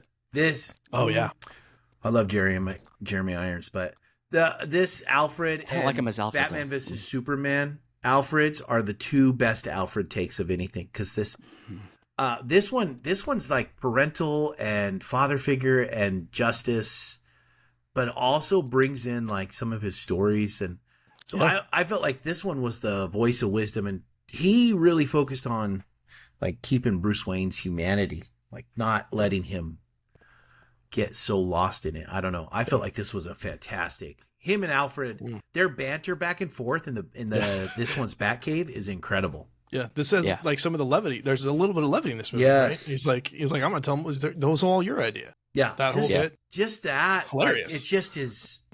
You can't fake this, and I think Christian Bale and Michael Caine must really have been friends in this movie because you can't fake that. That was good. I mean, they do a couple other Christopher Nolan movies. I mean, they're in Prestige together They're as well. just in the Prestige. yes.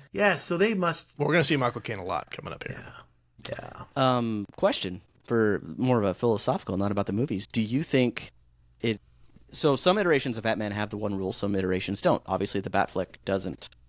He's got no issue killing. Do you think he's right to not kill? This Batman Wait, killed. did you say? You telling me no one died in that warehouse? Batman- scene? No, killed a that's what I'm couple saying. dogs. I'm saying like that's a more complicated issue. Like that Oh. Batfleck kills because of where he's at in his journey. That's a desperate, beaten down. Yes. Batman. Well, Great. yeah, It's because beautiful. so the comic that one's Stuff. based on, Beautiful. it's an older Batman, and he is just like tired of it. He's like, Yeah. I'm sick of this fight. Like I'm So that's done. but Jaded. goes back to your question, which I think is a really interesting one. Like had Batman, especially in the comics, like if he killed the Joker early on, how many people has the Joker killed after the fact that Batman didn't kill him? Yeah, like at Are- some is point he you have to go, responsible this for all guy of is this? not going to come around. He's not going to be rehabilitated. He And he's reflects going to on that at escape the Arkham end. every time. When Yeah. Rachel dies and he's talking to Alfred, and Alfred was gonna give him the letter, he reflects on I felt like he reflected on the Joker and this no kill rule and everything that's gone on. Like I kind of felt like that's when he was sitting there like, do I kill him? Or, like I felt that's where this could have gone in story in another movie, is the Killing Joke kind of take Yeah. on it. One bad day, all that stuff. I can't. You and I've been going back and forth, and I can't keep going like this. Yeah. Well, I had along those lines. Like, is Harvey really a bad guy? Like, think about the people that he kills. They're I mean, all if you're dirty. you're gonna start going into you start going into like Except the kid that he was trying to kill. grayness of morality, and he doesn't kill any quote unquote good people. Yeah, he's just Batman without the rule. Yes, he's a vigilante. He's just using the No Country for Old Men coin, the quarter. Great film. Yeah, no, I thought that was a really interesting take on that. Two-Face is not really a traditional villain. Maybe anti-hero, maybe. I don't know I don't even know how you qualify. But again, this film just asks so many questions. No, he tries to kill the kid at the end. That Nolan does this. He brings in so many questions. I think that's a good one. That's a good point, Justin. Like by the time he gets to the end, it was Corey's point. I took his point. You did. I did say it. Okay, well, yeah, good point. Sorry. Yeah, the fact that he was going to kill James Gordon Jr. He's absolutely crossed the line there. Then it becomes that's just about vengeance, right? Yeah. That's like my family died, so that whole thing. So yeah, at that point he's crossed the line. So that's a good point. Yeah, didn't think of it that way, but Also, I don't like the desaturation of modern media and the word family. Family is a very distinct that's thing true in our society. I'm sorry, Dogface Maggie, whatever, Gyllenhaal was not your family. That's It true. wasn't even your wife. Just dating. Yeah, Cool it. that's a good Cool point. with That the line F word. always kind of struck me as odd, Justin. So I'm glad that you said that. Yeah. Yeah, not family. Okay, Like, if anything, I think Bruce was more family with her because Well, he grew up we with never her, see and the they were room friends. that she's in. There could have been other people in that room. Maybe he had a grandma back in there. So like, yeah, Again, That's true. That's that's true. my Metaphor. cousin, kind of thing over there in the corner. So not. We gotta focus on Maggie. Okay. World building stuff. I just ultimately just builds on the hyperrealism from the first film. There are obviously some things like the bullet thing, and that's a little bit of you got a kind of hand wavy whether or not that could actually happen. The science of that, you landed on the car, but for the most part, it's like there's not really supernatural stuff per se.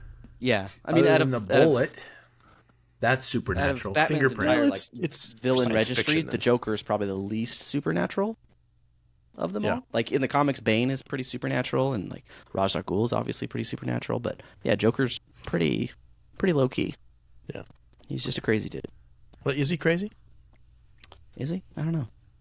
He's a chaos agent. I'm just not. I'm not. No. He's not. I don't know. Yeah. Oh my goodness. So, final thoughts on The Dark Knight. Corey, I'm gonna start with you. I think this movie does a lot of things right, Craig. It gets Alfred and Bruce Wayne's relationship and banter absolutely right. Nails it perfectly. I think it is an influential film. I absolutely agree with you when you said this kind of sets the stage for so many superhero films to come later. And I think Nolan, in his style, absolutely puts together a tale. This movie is definitely like an epic movie. This story takes so many different turns along the way and continues to go. There's one point after watching it an hour, I looked and I was like, oh my gosh, I still have 90 minutes left. And so I feel like it is a definite long tail. I do think this is the best of all Christian Bale Batman's movies. And the Joker and the Batman in this movie are tremendous. I think this right here is a perfect second place, but perfect Batman movie as well. So I agree. I love it. I think it's great. I hold this below Batman versus Superman as far, but I would tell you that both of those movies together are perfect Batman tales. Everything else is just falls underneath somewhere. Justin. Do you still like Batman vs Superman more? Oh yes, absolutely. It's hard to compare those two. They're very different because movies. I think that supernatural element exists for me. I have to. You're telling me to suspend my belief in the supernatural, but to keep my belief that a man in a cape is going to be doing all these things that I can't suspend all my beliefs. I gotta embrace it. I get it all, So Yeah. I think we need to do an episode sometime where we rank all of like who's your best Batman, who's your best Bruce Wayne, who's your best Alfred, who's your best, like Batmobile. We kind of touched on it in these, but that would be fun to talk I about. agree. That would be fun. Side characters. Who's your favorite? Yeah, like some of these side characters Well, on you these go through them superhero all. movies. But yeah, final thoughts. I mean, this is a solid one for Nolan. It might be his most popular movie. No, I don't know. He's got some pretty Interstellar, maybe. I don't know. Maybe I don't know. He's got a lot of popular movies. Yeah. Anyway, no, solid film.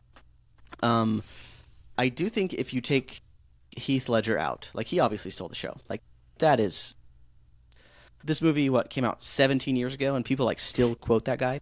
People that weren't even alive when this movie came out. Like it is a character that has just like risen above time and it just like exists, right? And same with Joker.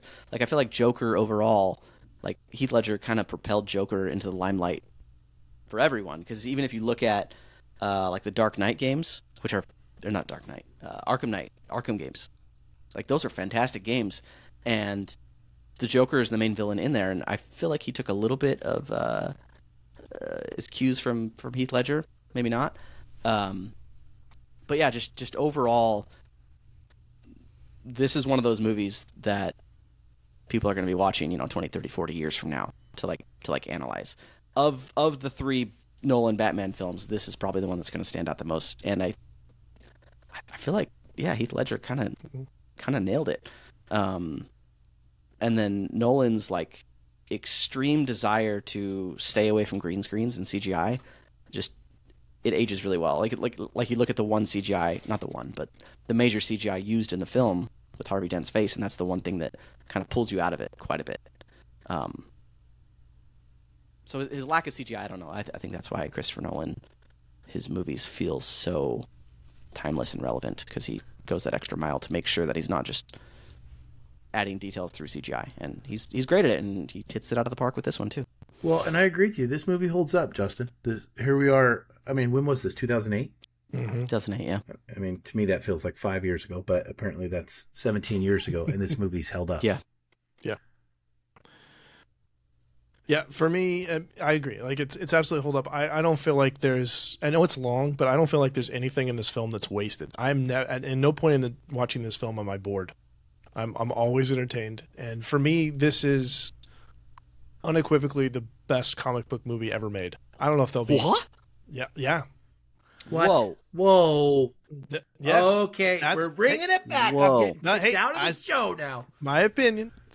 I do think that to fully appreciate this movie, I do think Heat is required viewing. I think that you really do need to see Heat, and I think you'll appreciate that movie and this movie even more. So I would highly, highly encourage both of you and all of our listeners to check out Heat. It's on Prime. Put it on there. Watch it. It's 2 hours. It's really, really good. Best comic book movie of all time, though. Yes. Well, what's better than You know this? what? Craig, I can get it because this arc and story through this whole thing and the Joker burning everything down. Yeah. And what he does to Harvey. This movie, Nolan does it that the Batman with Pattinson missed. Like, it's the same premise. The villain gets arrested and then has a big scheme that goes and sets in motion. This, same thing here. Villain gets arrested, sets a scheme in motion. But this movie does it where I think the Batman doesn't. Yeah, see, I think the Batman, because of this movie, the Batman is kind of redundant. Like, I enjoyed that movie. There's a lot of that movie I really like, but I'm also like, it's a realistic take on Batman. Yeah, that's what this was. It's a grounded. That's what this was. I don't need to see that again. I've already seen that here.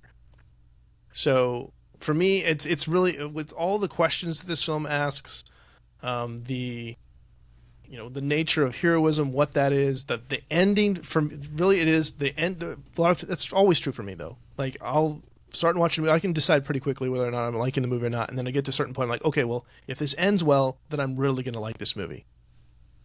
And the way that this movie ends, for me, is just like, yep, it's brilliant, it's bold, it's powerful. I was just in shock that a movie ended where, like, okay, no, Batman's the bad guy now? What the heck? How did this have to struggle with that? For me, that just put it over the top as, yes, the way that I felt walking out of the theater, yeah, okay. This movie challenged me, and I love the fact that it did. I like movies that do that. So for me, that's why it transcends. It's kind of like, it's not, we talked about this earlier. It's a crime drama with like superhero kind of dressings. So it's not a traditional comic book movie at all. So to say that it's the best one is also, it's kind of a weird statement. But I think the fact that it's not a traditional comic book movie is what makes it really great for me. I respect your opinion, Craig, but I'm gonna throw out a couple. Like, I don't think it's too crazy to say this is the best comic book movie. I'm gonna throw out a couple of alternatives though that I think, in my mind, would probably like also contend for a number one spot. Into the Spider-Verse. No. The Incredibles. I freaking love that movie. I like both those movies quite a bit. The plot for that's Iron Man 3. Iron Man. I love Iron Man, but not as much as this. Same year. Logan. Also. No, I hate that one. Logan, because of it. One, it's amazing. Two, because it's the capstone of that character that had been around for so long. Deadpool and Wolverine, maybe. What's that? Deadpool Wolverine, yes. I love that one. I think that could contend. I do like that movie, but I'm sad that they brought back. It's not a great movie. And then you're not going to like this, Craig, but I'm going to say it anyway. The Avengers, but only because of what it did as a movie. I mean, I love the Avengers. I love all of those the movies. Achievement of that movie. Yeah, no, but I think just I think some of it is the fact that my taste is. I mentioned this earlier, like the way that my tastes have changed. I mentioned this, like with Blade Runner, as a young man, I didn't appreciate it as much. With Heat, I didn't appreciate it as much. That my tastes now have gone to, I want you to challenge me. It's like there's a lot of fun in this movie too. Like there are just action sequences, like all the stuff with all the which we didn't really talk about, like the whole thing with Harvey Dent in the SWAT van and the Joker with the semi chasing him, and like the bazooka, and then the tumbler comes running out, and then the toys, and the bat pod come. All that whole flips the like all that is just ridiculous action set piece, and you know how much of it's real. Yeah, absolutely blows my mind, and the fact that it is real makes it hold up, right? The fact that it's not CGI, it has actual weight to it, so it has all of that stuff. Yeah. So, yeah. So that's just where I land. Not a bad opinion. I'm just saying, like, to just brazenly throw that out there. Yeah. Yeah. Well, you know what's crazy, Craig, is now that's a whole nother podcast. Is just I'm just saying that you're bringing up this idea that your tastes have changed in movies over time, and so you realize a popularity of a movie in its run and how people look and say, "Oh, it made so much money, it's so popular, it's good," on like doesn't always support what someone who views the movie 20 years later and then gives it the credit that is due. Yeah. You know what I mean? It's kind of... Well, we talk about that with BVS, it's like the mediums have all changed and our timings have all changed, that where it's like all of a sudden you're like, holy cow, this was a fantastic movie, and it was unappreciated. 17 years ago, I had no appreciation for Ron Dean, but now... You do now. Corey, we talked about that. Like BVS is like, it's in the 20%, it's like 27% Rotten Tomatoes, and I think that film has only gotten better with age, and I think like the more people watch it later on, they're going to appreciate it more. Yeah, it's a I think really you're right. Well-made film. There are movies that hold up like that. So, and especially also as films, like, there just hasn't been that many good films recently, so you kind of go back and revisit and go. And so you definitely that's how people used to know how to make films. You just can't take and say, oh, well, here it was a box office success, so that makes it a good movie. No, you cannot, Superman. So I'm just saying, just because you made so much money does not mean that you are. It was all right. Well, no, box office does not equal great film. Thank you. You didn't like Superman, Corey? Man, we have so much to talk about. We do. We got to talk about Superman at some point. We'll do it later. Anything else? Final thoughts before we get out of here, because we're running super long. Yeah, but that's worth it. I mean, it's a good film. It's I feel like this should have been. We probably should have done a two-parter on this movie. There's a lot in this movie.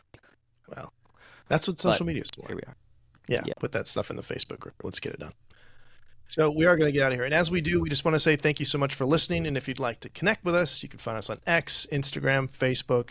Email us at readingbetweenreels@gmail.com, or use the SpeakPipe app on our website.